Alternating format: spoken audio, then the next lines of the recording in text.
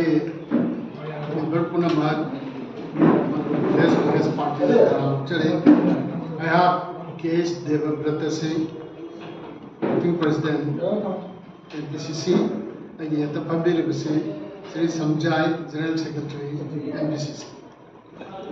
The press conference, CMB Secretary and Geoffrey na sign to butong na mat ba ibutay tayo trato tokpa daramida ki militancy chama panu kuntra ge block semaga sangre haiwa na chimba hai bisingsi well trained ba adumba Puni and a high social media, Manipur channel, Karada, where high with Nazare,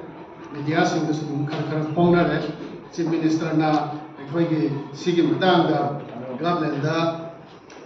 SOS, by the Magi, sensitive information sing Pidana, Karabra, having one pound newspaper, one free press, in the Hangi. The high embassy, Atopa. Sigi matanga pau pikiba television channel amana haido pau su chumandre haina mu chidokiba lai haido su koi tazare ku usere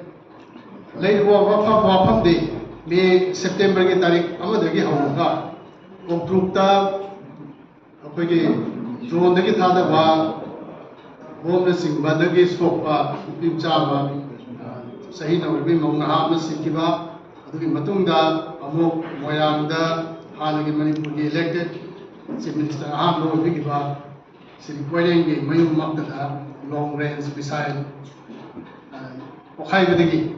Akera Bai Koba Sahi Umbrani to Umboy Suraba Mi Musulai Kedai Tuli Matanga Sinam Kom the Kanida Makal Kayagi Kulai 5 sing attack to the September Tham Nustan Langering in Maragasina Sigumba letter ma Tulapana Sarkar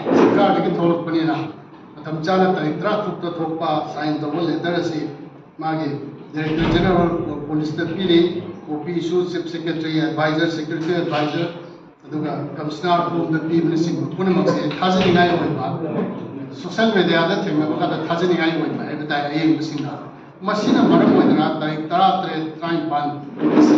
Manipur ki kasim koya da fringe da leiba Taina Dale, Singa Taina Dale, La Poina Tokta Lego, Pumsida, Sarang, Prazamaya, Amugana Bunkers, Hadana, Kupu Semdra, can say, live in the property, Kana Monagogi, Inotamala, Madaxila, Sigi Horapam, order Sigi Horapam, the Chief Minister, obvious, Aduga,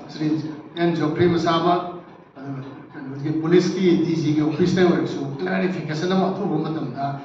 sumaina thokna ma thokasi sajana bani masi ki mathakta thigali ai no simba commission of inquiry to bigara departmental inquiry to bigara natraga thangi semna masi karing source ma phu dege Sri Geoffrey na on the advice of the Honorable Chief Minister ma ruvel or tharu rabra ai no simba yamna singningai security lapses ma lei batawna lei base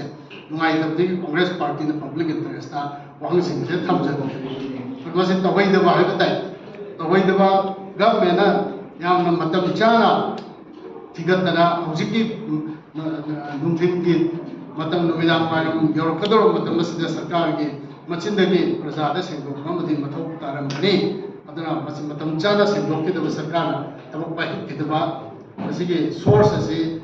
agana banadaba nachimba kanimba masi force tawba Sajanaba order Ramtari, social media objective, cyber crime, so active order, the side of Pavaya, habitat, when the Facebook posting character, put up the policy, my own community,